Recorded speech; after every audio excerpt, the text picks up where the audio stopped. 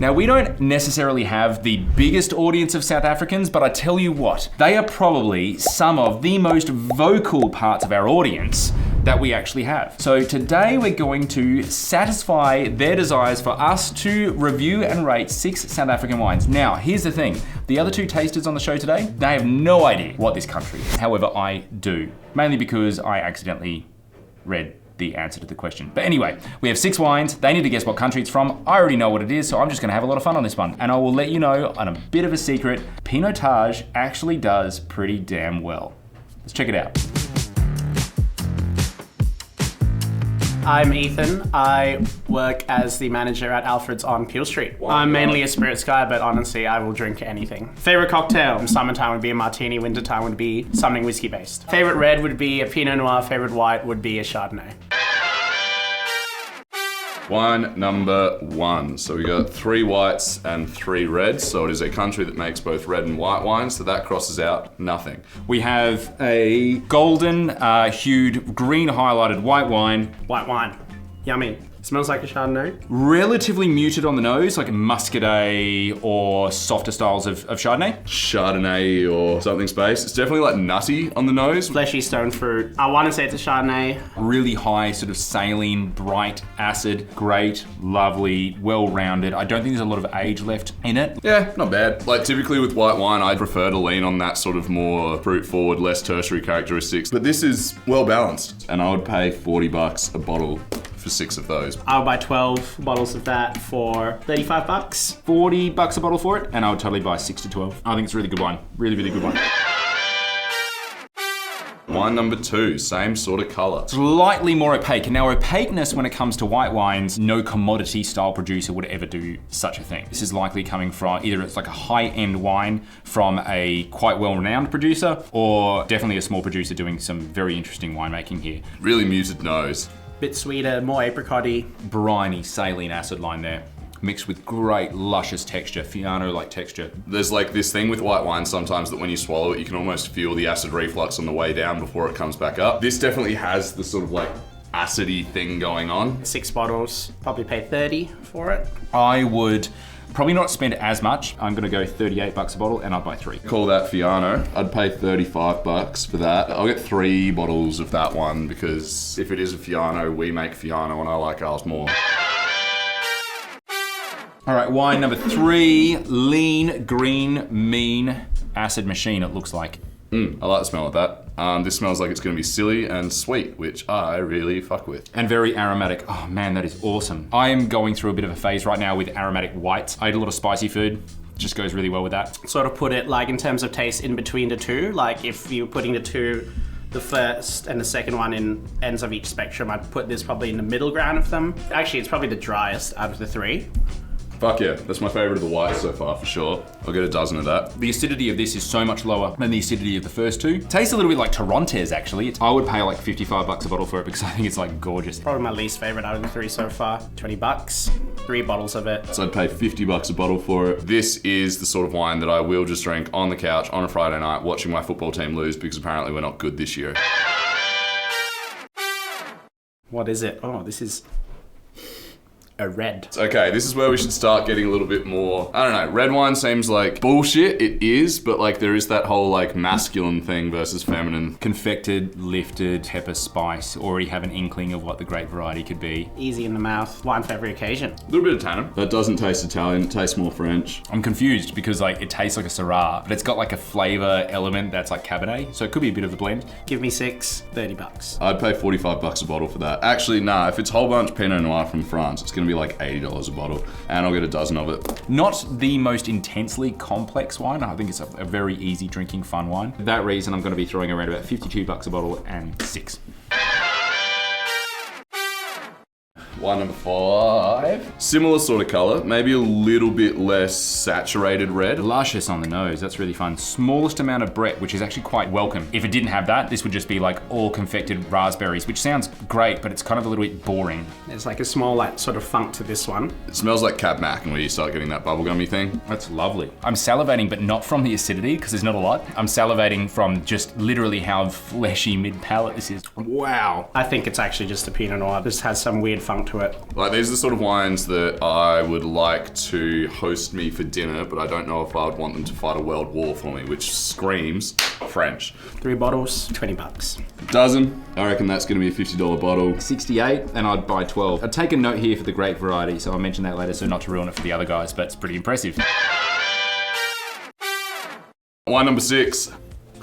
If you smelt this, you wouldn't be like, great tasting note, Henry. But if you leave cockles sitting on the bait board of a boat on not a hot day, but a slightly warm day, bit of that smell in here. Saline, briny, fishy thing. It was a long walk off a short pier for a tasting note. Anyway. It's a little bit pruny, it's a little bit cooked, seen a little bit of pre-mock, a little bit of age, probably higher alcohol and age at the same time. Smoky, more dark fruit, really nice tight acidity. That's my favorite one so far. Probably my least favorite of the reds, but it's still better than most of the whites. The other two are just like my sorts of reds. They're like light, bright, really elegant, really pretty. Yeah, I think it's seen a decent amount of age, and it's in that drinking window now. This is like a fine red wine. This is like a red wine from a person who makes like red wines. Give me 2 cases, $40. I would pay $60 for it. 3 bottles, arguably less. And I enjoy them for their history, and I enjoy them for all the merit, but it's not one that I kind of stock my cellars full of. I reckon that's gonna be $70, and I'll buy 6 of those. But France, that's my guess. And I'm really excited to see if I'm right, or if Ethan's right, or if Brendan already knew it. I accidentally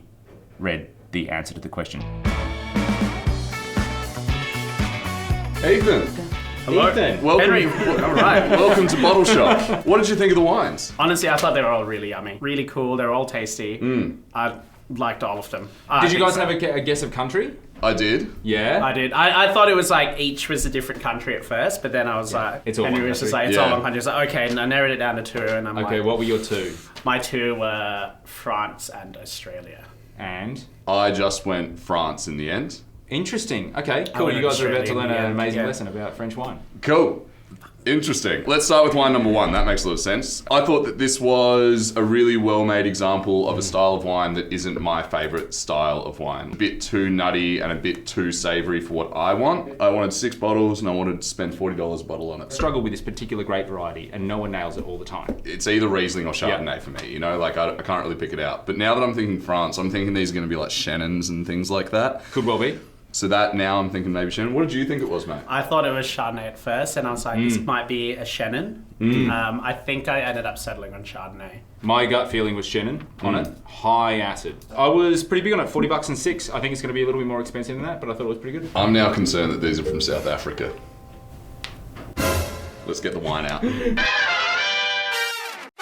So that first wine, Chenin Blanc Chenin Blanc, from Swartland. South From South Africa. Africa! Fuck! $35. So this is a monumental bargain. Here's actually a really fun thing about South African wines. They look more French than the French wines do. Like, you fly just straight north and you're in Europe. Yeah. And so there is this really weird sort of, at least for us, because we're so exotic to the whole thing, you know, being in Australia. I feel really good about this because a couple of weeks ago on the show I talked a bit of shit about South African wine with that $300 bottle of shit that was tainted and no good, and I was like, fuck this, fuck that, you shouldn't be selling it. But these are all also- delicious, so these I are like delicious. South African wine. But also, like, South African wine's pricing starting to, like, it always used to represent really, really good value. As we're starting to see, like, those prices are starting to creep up because just global demand for them. Yeah. And particularly from Swartland as well, $35. So it's like tickets to a Billie Eilish show. I saw her at fucking Waybill Showgrounds for $180 and I saw 20 other bands. Now it's like $300 to go see her and it'd be a one-person show. So like South African Exactly. wine, Billie Eilish. Exactly. To the moon. Exactly. Moving on to wine number 2. So now we know that these are all South African. Does that Yeah. change the context for you? Not really, because when you think about it, South Africa and Australia is sort of the same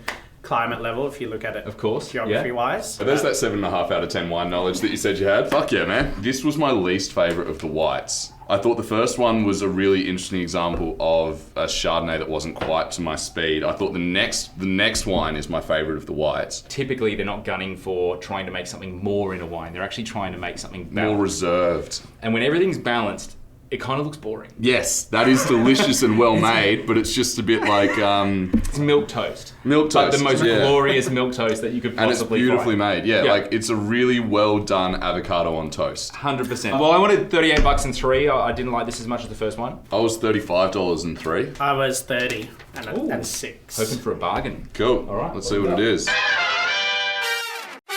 We have... Whoa, that is a name and a half. I want to say that's Patatsfontein. Come on, let me tell you what it is, Brendan. Try reading the back label though. Blanc Saison Hong Long. Is Pinotage, is this a blend? Because they're not denoting an individual variety, I can only assume that it is Blendy boy. a blend. And at $32, good value, good value. Sweet. Wine number 3.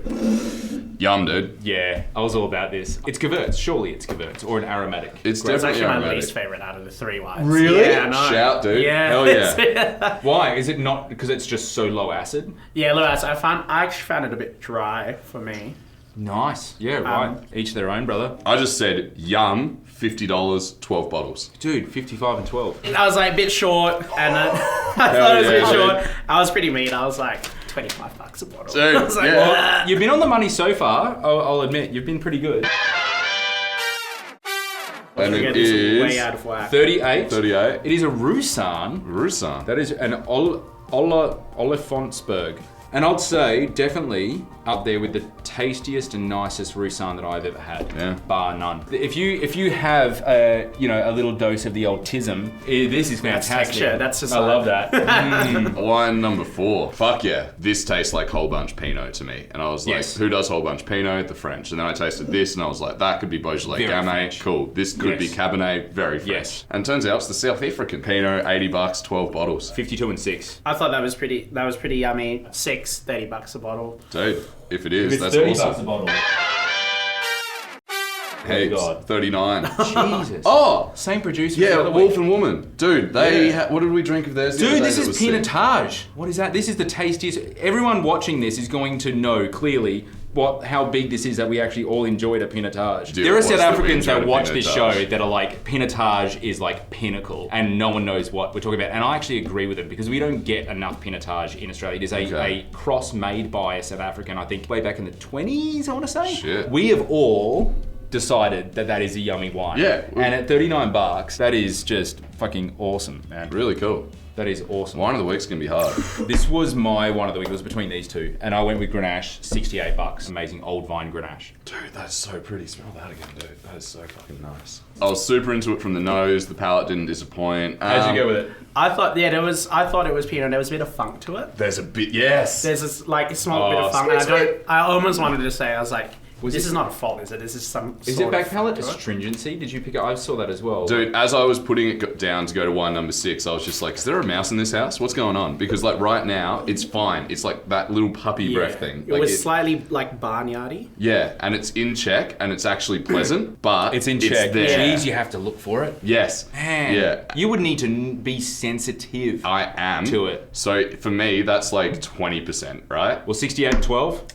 $50 and 12. 3 bottles. Hell yeah, how much? How much? Oh, like 25. Yeah, hell yeah.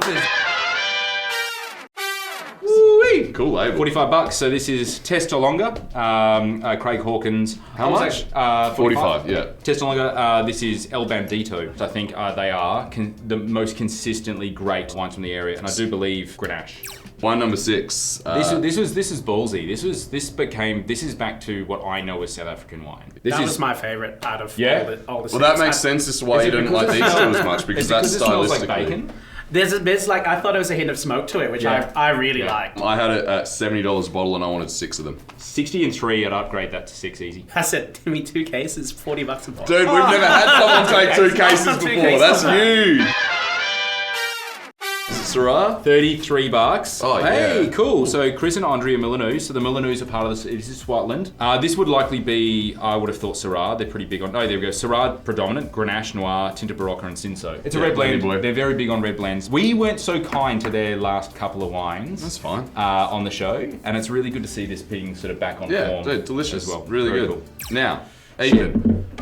I think we should do the same thing we did last time. We Yeah. go 3, 2, 1, and So we all we're gonna point to our point. favourite wine of the lineup, okay? So Yes. you've got a couple of seconds to think about it right now. 3, 2, 1.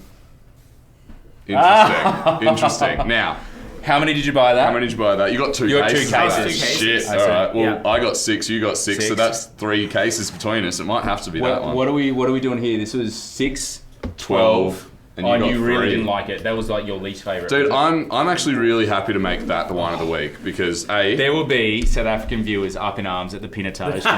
the Pinotage is bloody delicious. It's don't get me really wrong. good. But when you have house guests over in Australia, you are polite to them, so we're gonna make it this one. And that means that you get to take that bottle home with you today. Thanks for being on the channel, man. Thank you so much. Thank Yeah, you, brother. Appreciate it, dude. Thanks for watching another episode, guys. We'll be back next week with some more wines to drink. And apologies to South Africa for what I said a few weeks ago, but we're back, baby. I love your wines. Ciao. Ciao.